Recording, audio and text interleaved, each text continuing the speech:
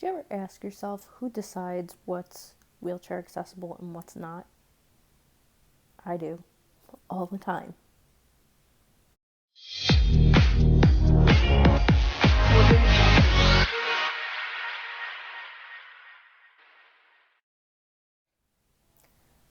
Hi, it's Marissa from Push Past Paralysis. If you're new here, welcome to my channel.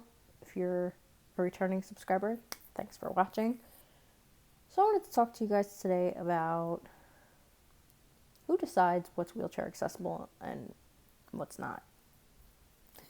Because if you look at the top wheelchair accessible cities to go on vacation or to move, it's one section of the city and it's often not wheelchair accessible. Second of all, it's usually in very dangerous parts of town because that's where the public transportation is and the urban developments or whatever. It's just not wheelchair accessible. And then what really drives me nuts is the bathrooms, because I notice every building that I go to that has wheelchair accessible bathrooms, they're all different sizes. They'll have a wheelchair accessible thing, all different sizes.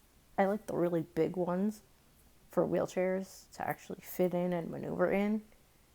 But in some of them that are still designated wheelchair accessible, I have to keep my chair outside the stall because me and the chair won't fit in. So I think, personally, that for things like that, people in wheelchairs should be invited to participate in measurements and navigation and really truly seeing what is wheelchair accessible and what is not. And these are just a couple of examples. There's plenty of things that I can list, but we'd be here all day, that are not wheelchair accessible that could be. And the reason I'm speaking out about this is so that we can make a change, not just a complaint. That's never been me. I'm all solution based. Bring somebody in a wheelchair in. I'm willing to travel too. I'll make this a job. Bring me to a place that either you want to be wheelchair accessible or you know is not wheelchair accessible and you want me to come test it out and tell you what is needed, and I will do it. We need people in wheelchairs to be the ones to make this determination and decision. And a lot of people, when defending those lists, will say it's usually a tourist area. Okay, but what if somebody has to live their day-to-day life in that area? And a lot of people will say, oh, but the ADA makes everything accessible. No, it doesn't. Look at what we just were talking about, which probably already is out of the news cycle already, but the bill that we just talked about that is being maybe overturned in the Supreme Court. I think personally that the ADA is more states' rights. Should it be federal? Should it be an even playing field everywhere? Sure. But I'm also for states' rights, so I could make the argument both ways, but it would be nice to have everything be accessible everywhere. And I'm just hoping maybe by making this video,